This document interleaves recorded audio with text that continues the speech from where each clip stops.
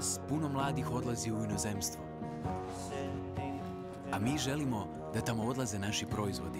Žito grupa je svoje mesne proizvode dobro odlučila predstaviti emotivnom kampanjom u kojoj su sudjelovali djelatnice tvrtke, njihova djeca te prijatelji. Sve njih je svojom pozitivnom energijom zarazio čelnik Žito grupe Marko Pipunić, pa su se svi rado odazvali snimanju televizijskog spota.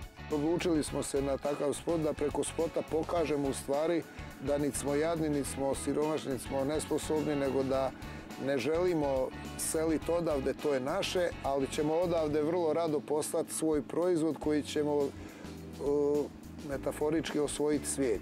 Na kreiranju kampanje radilo je 100-tinjak ljudi, a na trodnevnom snimanju su se svi dobro zabavili, te će ga pamtiti po dobrom.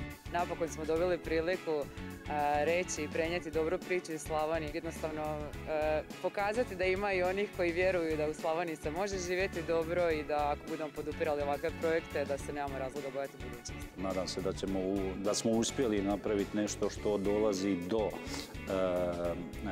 krajnjeg kupca, da u tom kratkom vremenu pokažemo da je to proizvod koji se pravi na prirodan način. Osim djelatnika Žita, spot su uljepšala i njihova djeca te članice kulturno-umjetničkog društva. Radili su nam frizuru, snimali su nas uglavnom i puno smo puta to ponavljali. Bila je jako zabavna.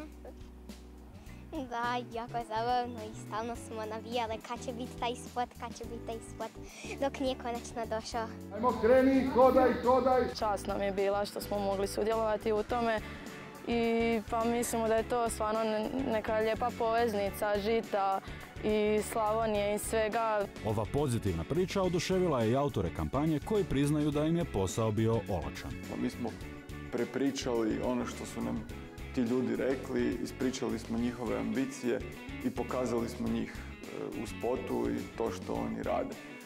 To je zapravo u reklamnoj industriji relativno rijetko i nekako je zato taj projekt nam je poseban. Mi smo se stvarno zaljubili tu priču, ostavili srce u Slavoniji i vjerujem da smo mi uspjeli prenijeti tu emociju koju smo ne na zadnji tamo i sami osjetili.